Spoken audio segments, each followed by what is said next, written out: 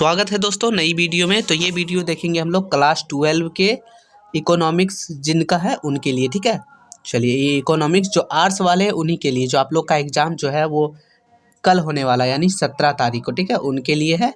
तो आप लोग जरूर देखिएगा। इससे पहले देखिए, एक वीडियो जो है हम लोग पहले ही अपलोड कर दिए, जो है डिस्क्रिप्शन में लिंक है, आप लोग वहां जाकर जरूर देख लीजिए, क्योंकि उस वीडियो में जो है ना बहुत सारे ऑब्जेक्टिव क्वेश्चन बताए गए हैं जो आपको लोग के एग्जाम के लिए बहुत बहुत ज़्यादा इंपॉर्टेंट है। तो आप लोग नहीं देखें तो पहले चाहिए और हर हाल में पहले उसको देख लीजिए, वरना फिर बाद में पछताने से अच्छा है थोड़ा पहले देख लीजिए, उसके बाद समझ आए तो ठीक है आगे देखिएगा, वरना थोड़ा तो देख लीजिए कि हाँ क्वेश्चन मैच कर रहा है या तो हाँ इंपॉर्टेंट जैसा लग रहा है, फिर वीडियो पूरा देखिएगा वरना छोड़ दीजिएगा।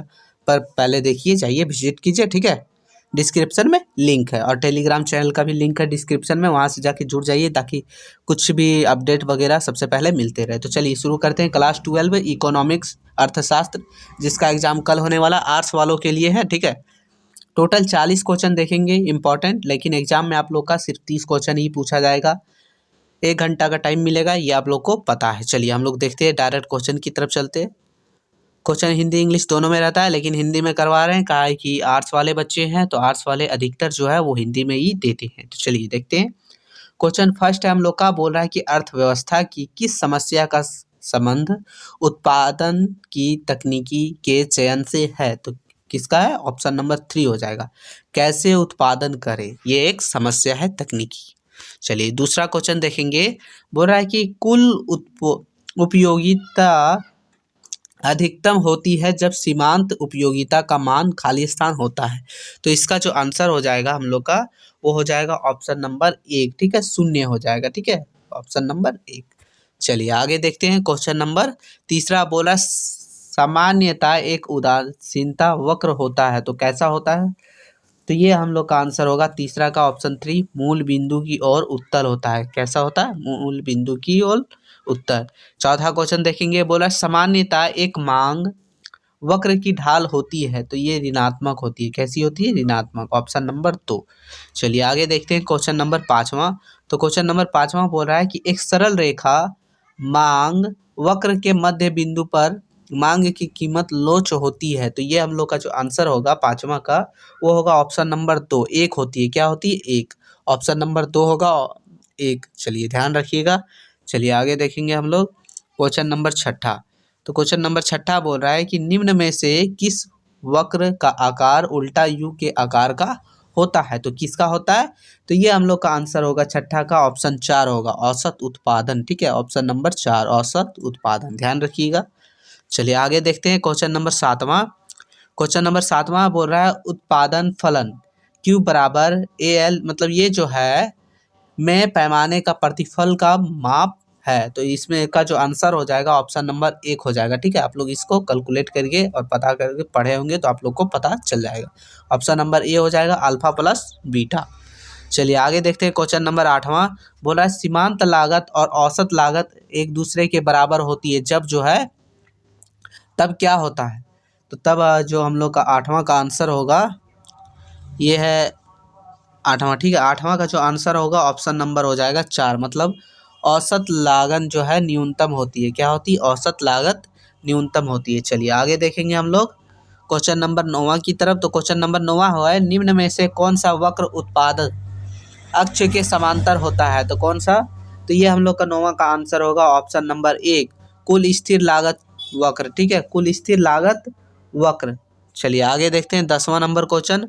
तो 10वां नंबर क्वेश्चन है, बोल रहा है कि पूर्ण प्रतियोगिता बाजार में किस प्रकार की वस्तुओं का उत्पादन होता है। तो किस प्रकार की वस्तुओं का उत्पादन होता है? तो ये हम लोग का आंसर होगा ऑप्शन नंबर 3। क्या हो जाएगा? ऑप्शन नंबर 3, समरूप का। किसका? समरूप। चलिए आगे देखते हैं क्वेश्चन नंबर 11वां। बोल रहा है कि अन्य बातें समान रहने पर किसी वस्तु की कीमत 5% की वृद्धि होने से उस वस्तु की पूर्ति की मात्रा जो है 6% बढ़ जाती है। तो वस्तु की पूर्ति की कीमत लोच का मान क्या होगा? तो ये हम लोग का होगा ऑप्शन नंबर 3, 1.2, ठीक है। चलिए आगे देखते हैं क्वेश्चन नंबर 12वां।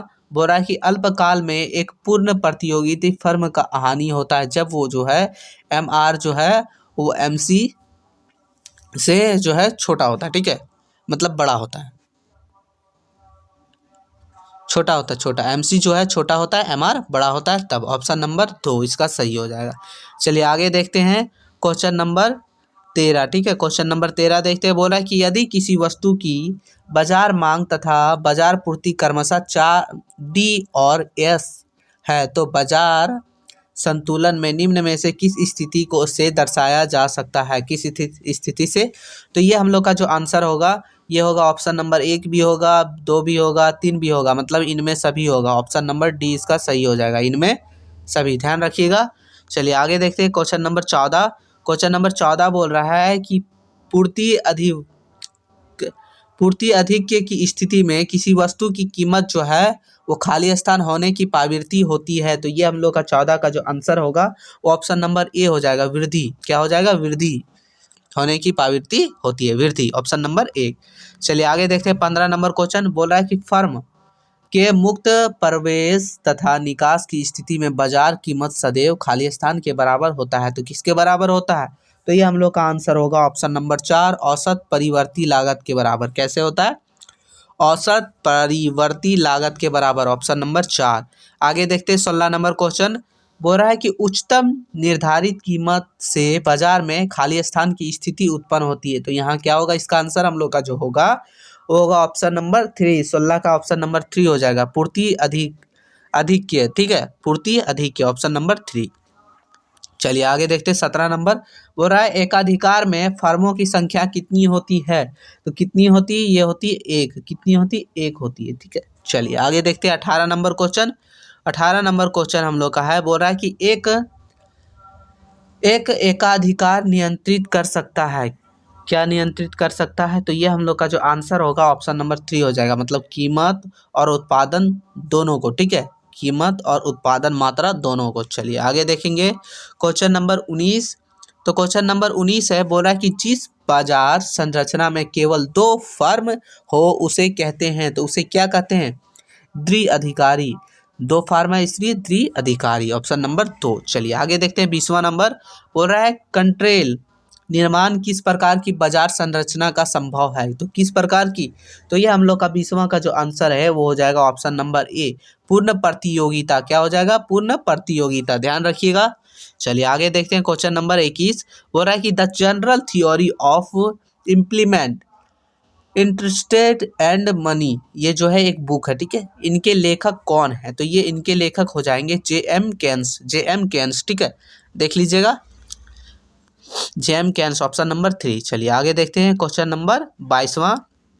क्वेश्चन नंबर 22वां है, बोल रहा है कि GDP और NDP में क्या संबंध है? तो इसका जो हम लोग का आंसर हो जाएगा 22 नंबर का वो होगा ऑप्शन नंबर 3। ठीक है, ये होगा GDP बराबर NDP प्लस मूल्यह्रास, ऑप्शन नंबर 3 हो जाएगा, ध्यान रखिएगा, ऑप्शन नंबर 3। चलिए 23 नंबर क्वेश्चन देखते हैं। बोल रहा है निम्न में से किस वस्तु के निर्माण में गेहूं एक मध्यवर्ती है? तो किस वस्तु से मतलब जो है गेहूं से बनता है? तो सीधे समझिए, चापाती, बिस्कुट, ब्रेड, तीनों, मतलब इनमें सभी हो जाएगा। क्या हो जाएगा? इनमें सभी। चलिए आगे देखते हैं 24 नंबर। बोल रहा है कि किसी वर्ष में GDP की गणना में निम्न में से किस मद को शामिल नहीं किया जाएगा? किस मद को शामिल नहीं किया जाएगा? तो इसका जो 24 का आंसर होगा वो होगा ऑप्शन नंबर 2, मतलब प्रयुक्त कर का बिक्री मूल्य को शामिल नहीं किया जाएगा। 25 नंबर क्वेश्चन देखेंगे। बोल रहा है निम्नलिखित में से किस विधि से GDP की गणना की जा सकती है? तो किससे? तो मूल्य वृद्धि से भी की जा सकती है, आय वृद्धि से भी और व्यय वृद्धि से भी, मतलब इसका जो आंसर होगा ऑप्शन नंबर 4 हो जाएगा, इनमें सभी, ध्यान रखिएगा, इनमें सभी। आगे देखते हैं 26 नंबर क्वेश्चन। बोल रहा है कि सन 2016 में किए गए विमुद्रीकरण में किस मूल्य के नोट को बाजार प्रचलन से बाहर किया गया? मतलब सीधा समझिए 2016 में कौन से नोट को बंद किया गया? तो ये ऑप्शन नंबर 3 हो जाएगा, 500 और 1000 रुपये के नोट को। ठीक है, चलिए आगे 27 नंबर क्वेश्चन। बोल रहा है कि वस्तु विनिमय प्रणाली का एक दोष निम्न में से कौन सा है? तो कौन सा दोष है? तो ये हम लोग का होगा ऑप्शन नंबर 2, आवश्यकता के दोहरे संयोग का अभाव। ठीक है, 28 नंबर क्वेश्चन देखेंगे। 28 नंबर क्वेश्चन बोल रहा है कि भारत का केंद्रीय बैंक निम्न में से कौन सा है? तो भारत का केंद्रीय बैंक एक ही है, RBI, जिसका फुल फॉर्म होता है रिजर्व बैंक ऑफ इंडिया, मतलब भारतीय रिजर्व बैंक। चलिए आगे देखेंगे क्वेश्चन नंबर 29।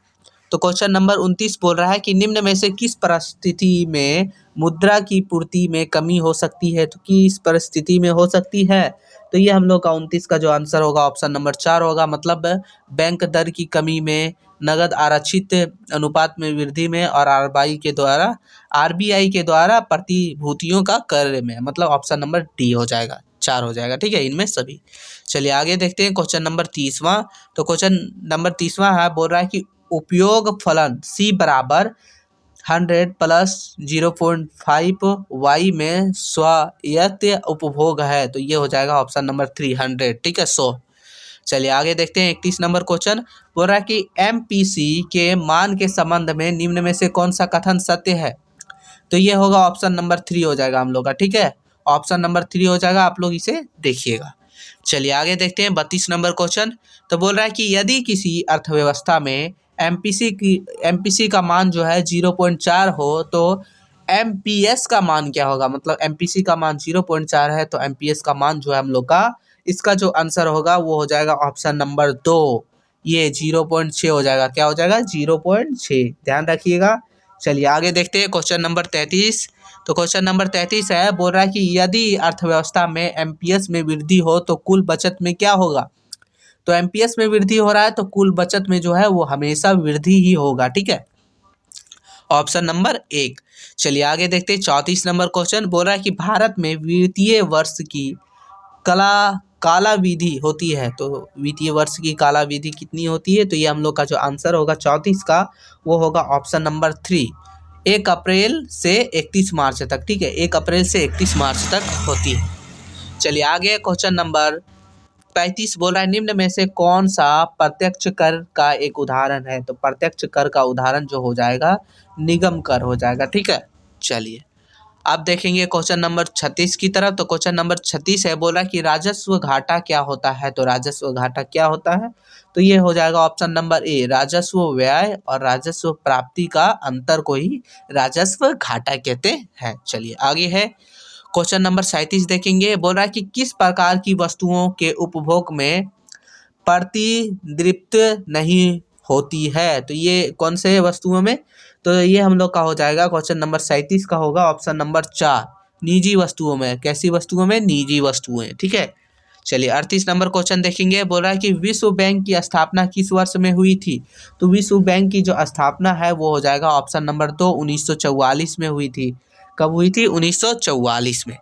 चलिए 39 नंबर क्वेश्चन देखेंगे। बोल रहा है कि जब किसी देश की विदेशी विनिमय दर का निर्धारण बाजार शक्तियों के द्वारा होता है तो इस प्रकार की विनिमय दर को क्या कहते हैं, तो इस प्रकार के विनिमय दर को जो है वो कहते हैं तीर्थी विनिमय दर। क्या कहते हैं, तीर्थी विनिमय दर, ऑप्शन नंबर 2।